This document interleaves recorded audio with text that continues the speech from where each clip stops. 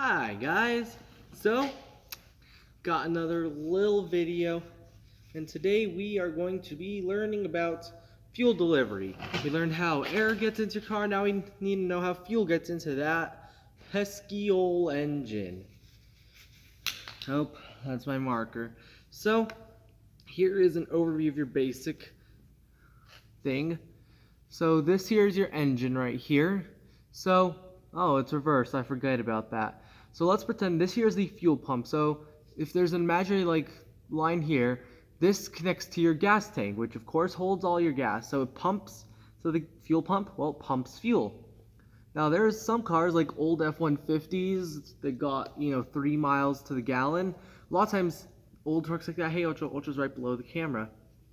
A lot of times those trucks would have 2 fuel tanks with 2 fuel pumps so that you could go a reasonable distance without running, I guess. I think he's on. So this pump pumps fuel into this. This is the fuel accumulator. So if your engine, if you're not running it very hard, this pump, it always runs at the same pace. This here is just an extra reservoir for fuel to accumulate. That's why it's called the accumulator, and it just sits there before it's needed. Oh, let it focus. Come on, focus. Come on. There we go. So this here, what is this? This is the fuel filter. It's just a normal filter, like your air filter. Filters dirty stuff out of the air. This filters all your nasty stuff out of your out of your fuel. Like if there's dirt or dusts or metal clippings from your lines, it'll help. So this is where it starts to get a little complicated. This is the distributor. This distributes fuel. So this is like a mini pump also, and each one of these lines has one line for each cylinder. There's flies, so much flies here. So if there's 8 cylinders, it has 8 things. Sometimes if there's 16 cylinders, it has 2 8s. So if there's 4 cylinders, it has just a 4 thing with 4 wires sticking out of it. And that's how it happens. Now, the distributor, a lot go wrong with the distributor just because the engine's super dependent on it. So that's the basic thing. Now let's learn about the rest of the fuel injection process. So we draw y'all out a little cylinder here.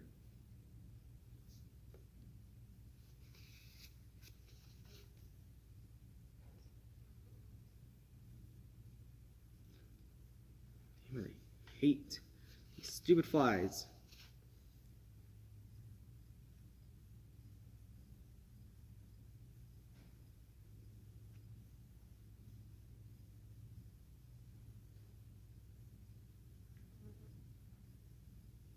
There we go. So this thin line here is a fuel injector, and this here is the intake port. If you remember the last video, I doubt you do, but if you remember, the valve would open, like this is the valve. The valve opens, lets air in, so this is known as port injection because the fuel injector, which injects our fuel, is in the intake port.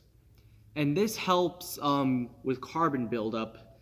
And carbon buildup, it occurs because of all the ignition. Buildup of carbon black, which is bad stuff. You don't like it, it clogs up your engine, gets dirty. It builds up on the valves themselves and on the walls of the port. And gasoline actually is like a cleaner, and it corrodes that stuff away. And that's good. But the problem with this is that you can't get as precise of fuel-to-air ratios. Your fuel-to-air ratio is how much air to how much gas. The ideal fuel-to-air ratio is 14 parts air to is 14 to 7, 14 being fuel, 7 being air, I believe, or switched. I don't know. I forgot to Google which way it is. And now let's get the other part of this.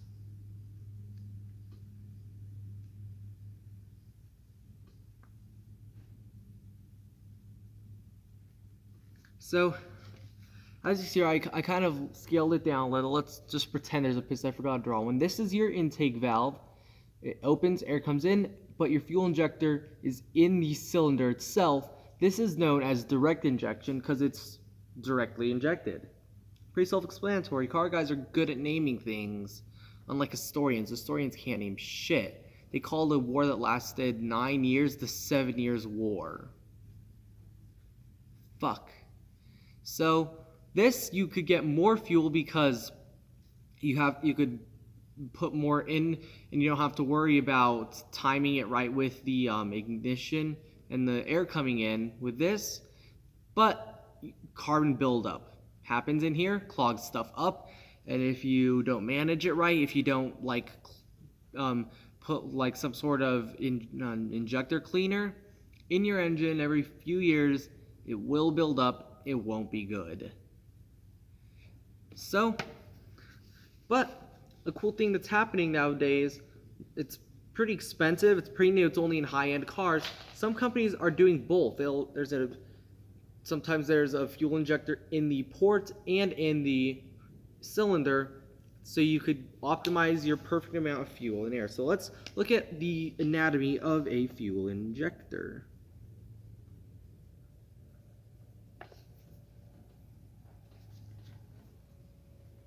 Damn, there's so many flies here.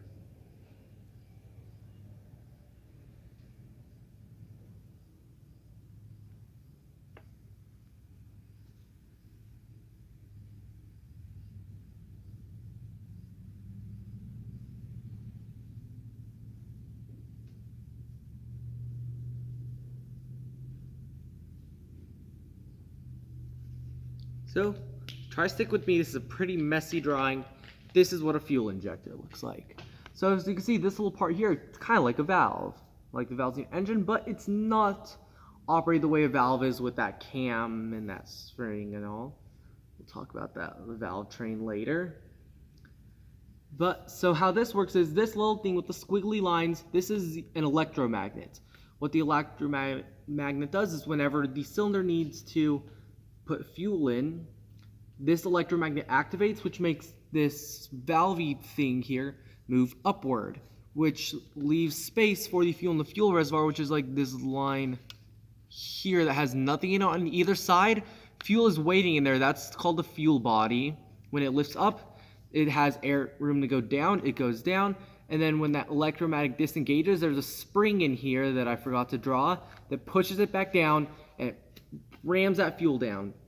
So depending on how much you're pressing your gas, it'll move the electromagnet more up or close or not open it as much, which means you could have higher PSI of the gasoline coming out at higher pressure, and that means you could get more in. But it's not always necessary because you're not always just ramming your foot down into the floor. So that is fuel injection and fuel injectors. I have a little something special in a couple minutes here. And also, I think tomorrow I'm going to have a lesson that you guys could actually use in real life, because let's admit it, you guys aren't going to be working on your cars. So here, there's one more type of fuel injection. It's not really fuel injection, it's a carburetor. Carburetors are old. They are the oldest thing in the book. The Ford Model T, the first mass-produced car, used carburetors. They were popular until the 1970s. They've been around forever. There's no new cars you could buy with them, but pretty much anything 1985 and before is going to be carbureted.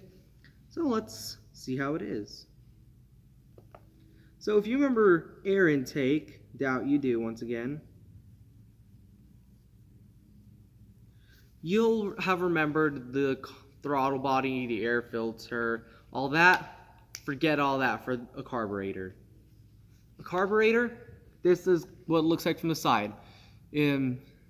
So this little circle-y boy right here is connected to a wire, which is connected to your gas pedal. So you literally are just controlling what's happening.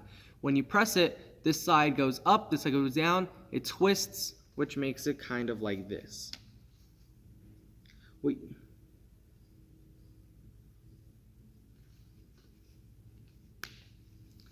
So this right here, fully closed, is known as full choke because the engine's choked. And this is known as full throttle. When it's full throttle, all the air is rushing in. So air is rushing through the air filter down into it. So that's how it works. And there's also a little thing that's above the carburetor. Let's draw it. So this is a little air thing. So when this opens up, it creates, a vacuum for air to rush in. And when this little thing, this is like a little sensor. I don't know if you guys I don't know how much you guys know about pressure and all, but liquids, they want to move from an area of high pressure, high concentration, to low pressure or low concentration. So damn it, you guys keep on making me do more drawings.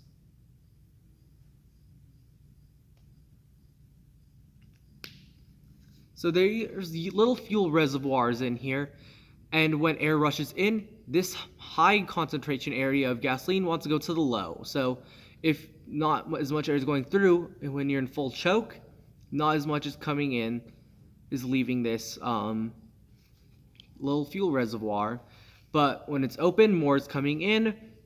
So the carburetor, it's really easy because if you want to add more fuel, you just need to make it easier for air to get in. You don't have to go into the computers like you would with a fuel injection car and mess with your calibration of tune and your injector timing and your ignition timing and your fuel PSI and all that.